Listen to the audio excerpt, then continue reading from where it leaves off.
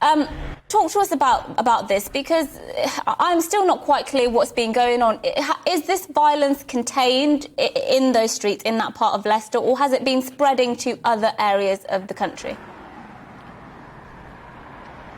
Well, it has spread to a few areas of Leicester, and we did see tensions spill over in Smethwick to the west of Birmingham just earlier this week as well, following reports that a controversial speaker was due to speak at a Hindu temple there.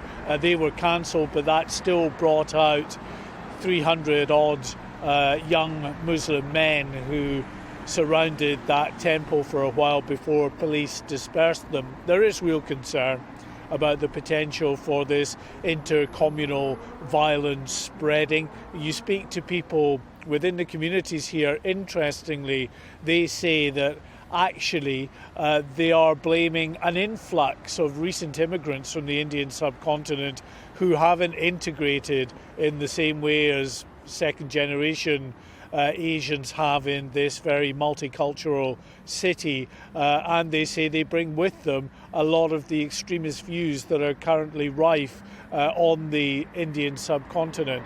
As you said, the police will have reinforcements. They have forces in the surrounding area. Other neighbouring police forces have officers on standby to help this weekend, because of course the weekends are key areas of concern, key times of concern. We saw the violent disorder last weekend, and previous weekends also saw disorder.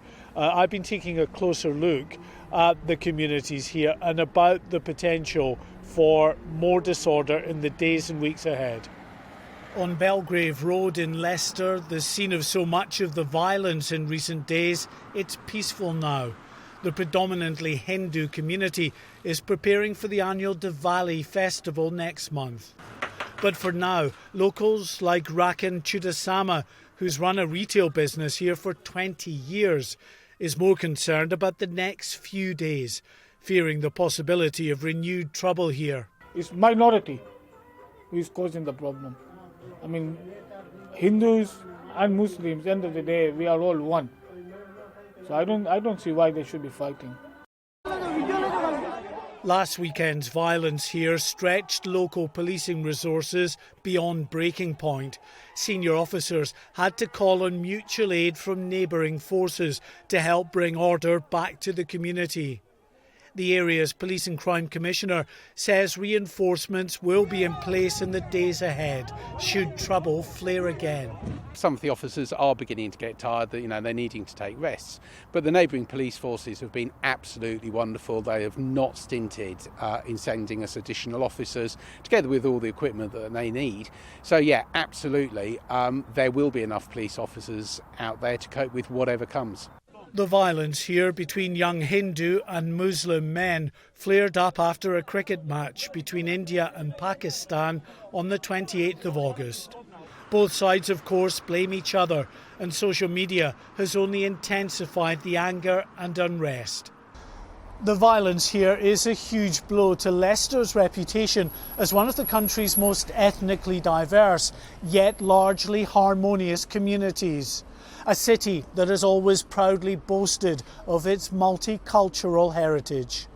Suleiman Nagdi from the Federation of Muslim Organisations in Leicester believes a recent surge in immigrants from the subcontinent has added to the volatility within settled and, to an extent, integrated communities here. In recent years, we've had a new migration that's come in over the last 4 or 5 years. Now, I don't wish to stereotype a particular section of the community, but that community came from a different background, and therefore their understanding and the norms of British society may be different to that of mine. And I think we have not built the bridge between that community and ourselves, and hence I think the problem lies at every section of society. Despite the calls for calm, it's clear that below the surface there are those prepared to exploit ancient animosities and import the kind of interfaith intolerance that has so divided much of the Indian subcontinent. Mark White, GB News, Leicester.